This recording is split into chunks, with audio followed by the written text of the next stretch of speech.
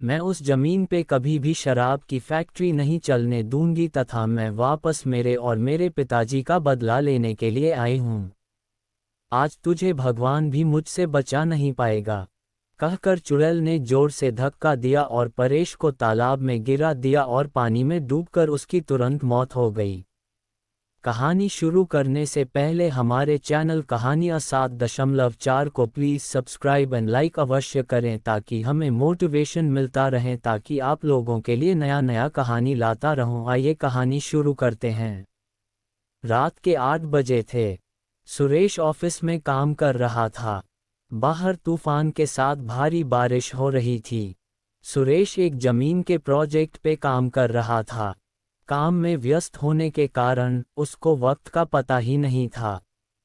जब उसका काम खत्म हुआ तब घड़ी में 9 बज चुके थे। बैटरी कम होने के कारण उसका मोबाइल भी थोड़ी देर में बंद हो गया। जब वो बाहर निकला था तो उसके होश उड़ गए। काली अंधेरी रात थी। सुनसान रास्ता था और आसपास में कोई नहीं था। तूफान के साथ तेज बारिश गिर रही थी। भारी बारिश की वजह से बिजली के खंभे से सारी बत्तियां भी बुझ चुकी थी। सुरेश ने जैसे तैसे करके अपना स्कूटर निकाला और अपने घर की ओर जाने लगा। कुछ देर बाद अचानक रास्ते में एक बिल्ली दिखाई दी, इसलिए सुरेश ने स्कूटर को ब्रेक लगाए, लेकिन ब्रेक लगाने के बाद सुरेश का स्कूटर वहीं पर ही रुक गया। सुरेश को ऐसी अनुभूति हुई जैसे मानो उसका स्कूटर किसी ने जकड़ लिया हो। सुरेश स्कूटर से उतरा और काफी बार प्रयास किया, लेकिन स्कूटर चालू ही नहीं हो रहा था। तेज बारिश की वजह से सुरेश पूरी तरह से भीग चुका था। ठंड के मारे वह कांप रहा था। अचानक स्कूटर बंद होने से उसकी घबराहट और ज्यादा बढ़ गई। वह अपने स्कूटर को साइड में ले गया और डर की वजह से कुछ देर अपनी आंखें बंद कर ली। थोड़ी देर बाद उसको एहसास हुआ कि उसकी पीठ पर किसी ने हाथ रखा है। सुरेश जोर से चिल्लाया, कौन है? कौन है? मुझे छोड़ दो। उसने पीछे मुड़कर देखा तो कोई नहीं था। उसने सोचा कि शायद उसका वहम होगा। वह बहुत डर गया था। अचानक उसने बत्ती बुझने और जलने की आवाज़ सुनी और पास में देखा तो उसके स्कूटर की बत्ती जल रही थी और बुझ रही थी। ऐसा कुछ पलों तक चला, फिर बत्ती बुझ गई। सुरेश को कुछ समझ में नहीं आ रहा था कि अब वह क्या करे। वो कुछ हरकत करता उससे पहले ही उसके सामने एक लटकता हुआ सफ़ेद छाता उसको सामने दिखाई पड़ा। सुरेश ने डर के मारे अपनी आंखें बंद कर ली, लेकिन वह अपनी आंखों को ज़्यादा देर तक बंद नहीं कर पाया। जब उसने अपनी आंखें खोली तो उसके पैरों तले जमीन खिसक गई। उसकी नज़रों के सामने एक चुड़ैल थी। उसने सफ़ेद साड़ी पहनी थी। वह डरावनी नज़रों से सुरेश को देख रही थी। फिर उस चुड़ैल ने छाता जमीन पर फेंक दिया। सुरेश ने देखा कि बारिश की बूंद चुड़ैल की साड़ी पर गिरते ही बूंद लाल रंग की हो गई। धीरे धीरे पूरी साड़ी लाल रंग में परिवर्तित हो गई। ये दृश्य देखकर सुरेश भयभीत हो उठा और अपना स्कूटर चालू करने लगा। सौभाग्य से उसका स्कूटर चालू हो गया और वह तेजी से अपने घर की ओर बढ़ने लगा। कुछ देर बाद वही चुड़ैल सुरेश के स्कूटर के सामने आ गई। सुरेश स्कूटर को नियंत्रित नहीं कर पाया और स्कूटर एक पेड़ पे जाके टकराया। पेड़ से टकराते ही तुरंत सुरेश की मौत हो गई।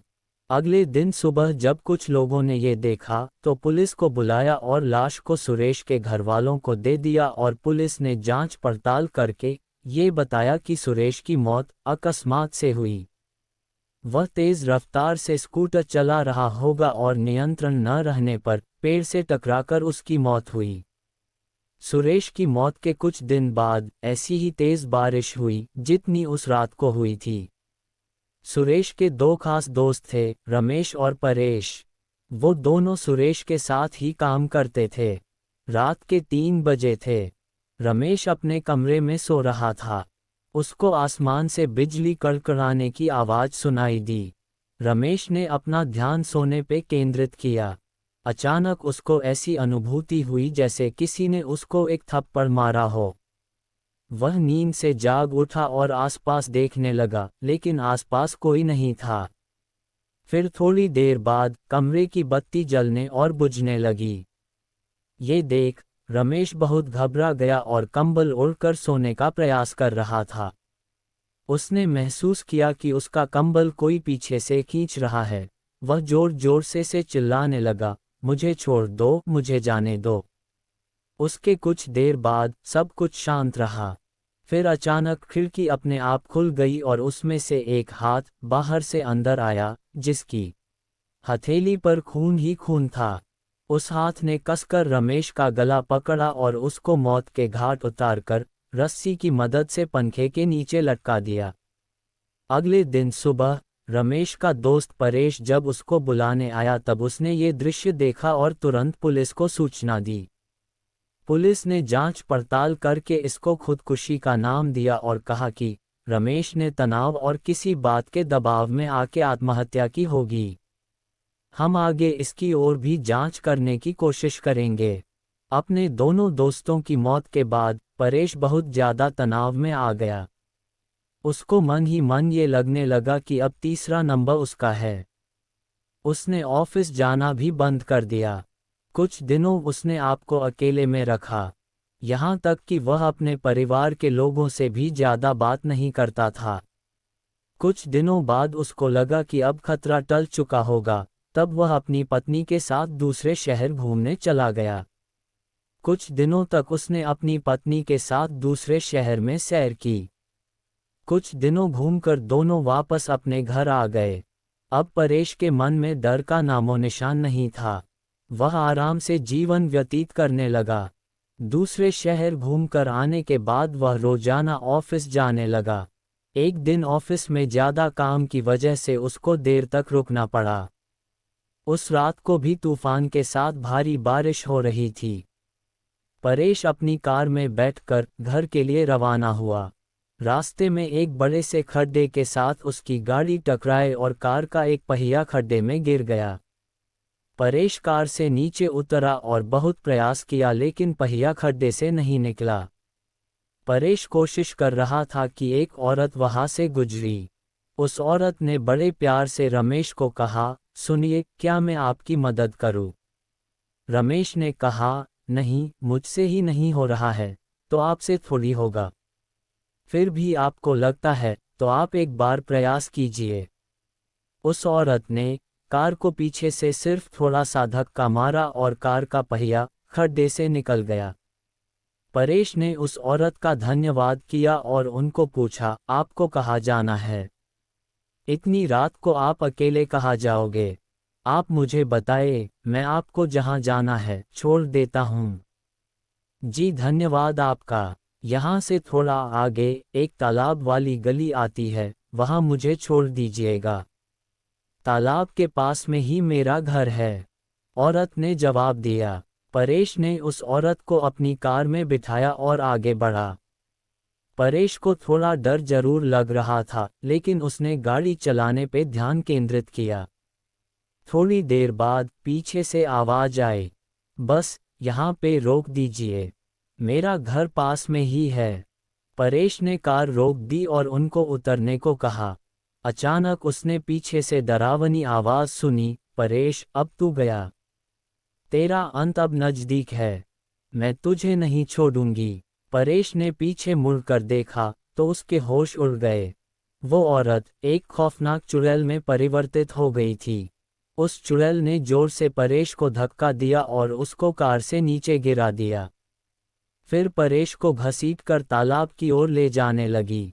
परेश बहुत चीखा और चिल्लाया, लेकिन चुड़ैल ने उसकी एक नहीं सुनी। परेश ने चुड़ैल से कहा, कृपया मुझे छोड़ दो, मुझे जाने दो, मैंने आपका क्या बिगाड़ा है?